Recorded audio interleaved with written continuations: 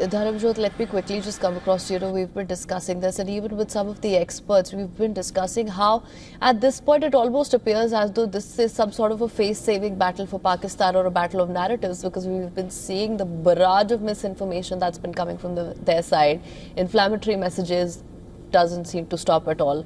And in light of all of that, that's where these press briefings become all the more important, because they really just bring you clarity as to what's happening and the minute-to-minute updates. And we are expecting that, as Siddhant mentioned as well. He's outside of the External Affairs Ministry.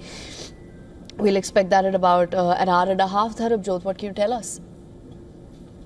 Well, Him, you're absolutely right. These press briefings and intimations are so important because it's not just physical military strikes from Pakistan that India is countering and thwarting. It's also the psyops and the information warfare and all the narratives that are emerging from the neighbor nation state. Now, having said that, let's just quickly roll back to everything that top officials of Pakistan have said, including the Defence Minister Khwaja Asif. Look at his statements in the past few days. The latest one being yesterday, when he said that, in a news interview, and he said that, well, an all-out war with India seems to be the only way forward. And so, despite all the talk that they've been saying that, well, we don't want a war, we're looking for a way out, India's forcing this, so on and so forth, the official statements that they come out and make in the media and in the National Assembly suggest something entirely different. So clearly, de-escalation and getting on the negotiation table with India and having a bilateral conversation clearly is not on the books as far as all of their official statements are concerned. Now, when it comes to a lot of other information on social media, we've been saying this time and again since a few days, since this morning and last night as well, we stick to what the officials tell us. We stick to what the Ministry of External Affairs and the Armed Forces press conferences briefs us about. That is what all of the country's citizens and residents need to pay heed to, pay attention to. We also pay attention to what our district magistrates, our civil authorities are telling us with respect to how to go about day-to-day life in circumstances like these. As we've been discussing this since morning, a lot of notices and notifications coming out. Sensitive areas have regular notifications about sirens going to inform if you're under red alert or under any sort of volatile activity that's being thwarted by the Indian Armed Forces. Civil authorities are ensuring that the public is intimated in advance so that nobody steps out of their homes. Everyone ensures they have essential supplies. You stay away from breakables and windows. You park your cars in a certain manner. You do not come out at night. There will be pre-planned blackouts. All of this information is being put out by the Indian government, the Indian states, the civic district authorities in a very, very detailed and responsible manner throughout the day. So that's what India needs to pay attention to, and that's what the world also needs to pay attention to, because clearly there's a major difference in the way Pakistan is dealing with things and in the way India has been dealing with things here.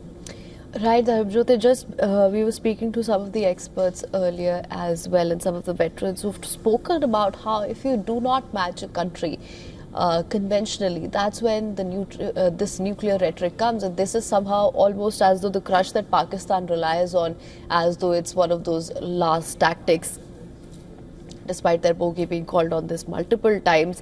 And this is where we are also seeing the role of munitions, loitering munitions and drones come in. Dharamjot, we've been hearing of multiple blasts that have been heard in Srinagar. We were just talking about the debris that has been sighted in various locations as well. Of course, that remains to be confirmed what that is at the moment. But what we have seen is indiscriminate shelling and firing from the Pakistani side on civilian areas at the moment.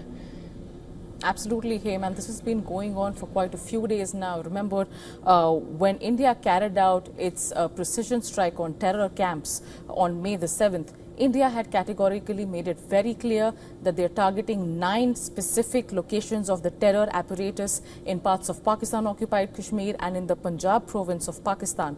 But despite all the clear clarification, all the substantiation and all the proof, Pakistan is simply, taking action where it's not willing to believe or step back and come to the negotiation table and handle things as a bilateral neighbor. It has taken the completely opposite route. In the past few days, we've seen that. We've seen incessant shelling at border areas. We're seeing a lot of drones that are moving in and out of India's porous borders with Pakistan, also the international border that Pakistan shares with India. But all of these attempts have been thwarted by the Indian Armed Forces. Not just that, our air defense system has been activated, which has played a vital role in foiling all these bids that Pakistan has been doing again and again. And this brings us back to the point that India's Foreign Secretary made in the press briefing yesterday. He said the escalation did not begin when India carried out its terror strikes on terror camps. The escalation began on April 22nd when Pakistan terror groups backed by the state apparatus carried out the terror attack in Pahalgam and killed 26 innocent people. Right. That's when it all began. Right. And that's something that we need to keep clarifying to not just our viewers but also to the world here.